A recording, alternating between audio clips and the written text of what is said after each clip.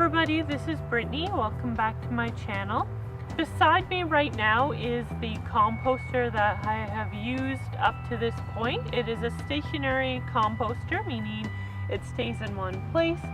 And as you can see, it's just a big cube and I fill it up with different things. What I like to do is I like to try and layer my carbon materials with my nitrogen materials. And if you want to learn more about how compost is actually made, I encourage you to check out my composting 101 video. I'll link it up here. It'll kind of give you a lot of the basics. But this is sort of a step up from that because I'm actually exchanging my stationary composter for something a little more high-tech, I suppose. So that brings me to this newfangled piece of technology. This is a tumbler composter or a barrel composter.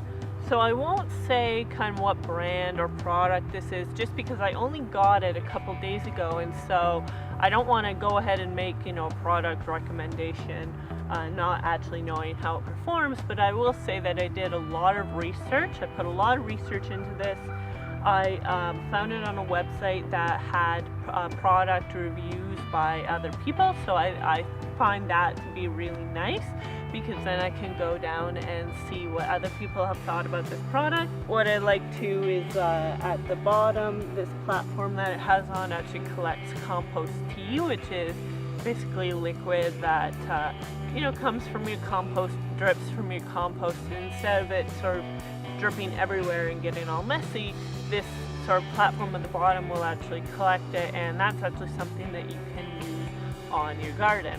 So what makes a barrel composter is the fact that it has little indents here, and I can just grip that indent and I can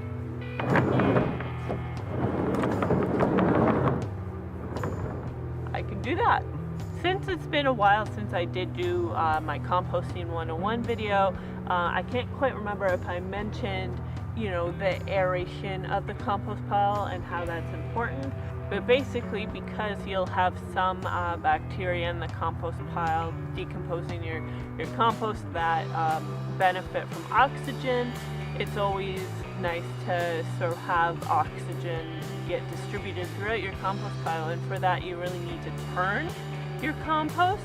And when you have a stationary composter like I showed you, or even just a pile like I did in Composting 101, it can be a lot of effort to fully turn the compost, and that in turn can actually discourage you from wanting to turn the compost, which will make it a longer time frame until you have your finished compost.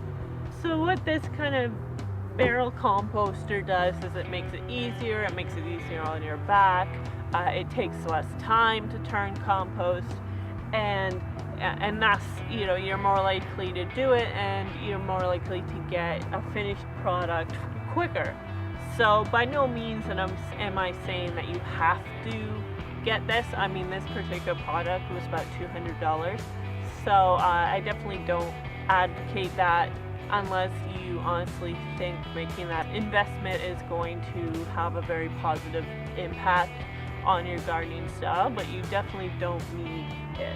Also, part of what added to the price of this product was that it is a dual chamber. If you don't have, say, a lot of stuff, you can just fill in one chamber, turn it. You probably turn it once every 3 or 4 days.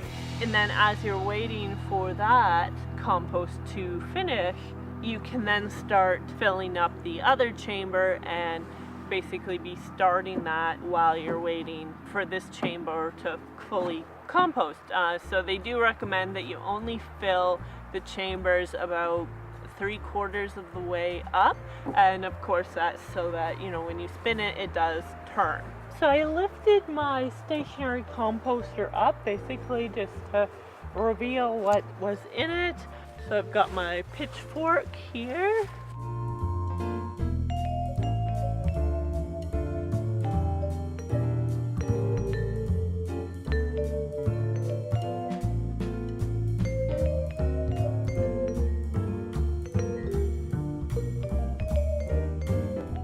admit, I'm already not crazy about how small this hole is.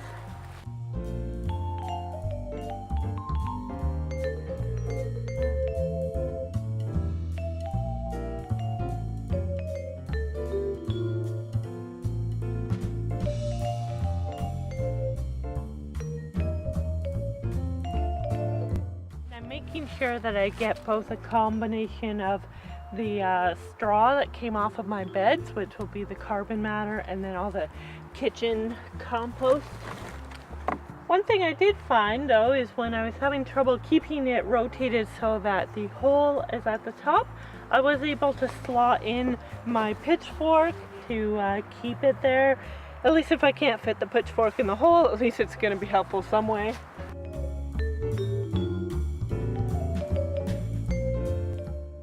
I think I've probably filled it 2/3 of the way. I've been packing it down as I go, so I'll probably put in a bit more.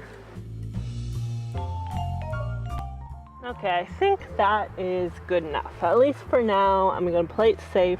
I'm going to leave it like that and then sort of see how it turns out.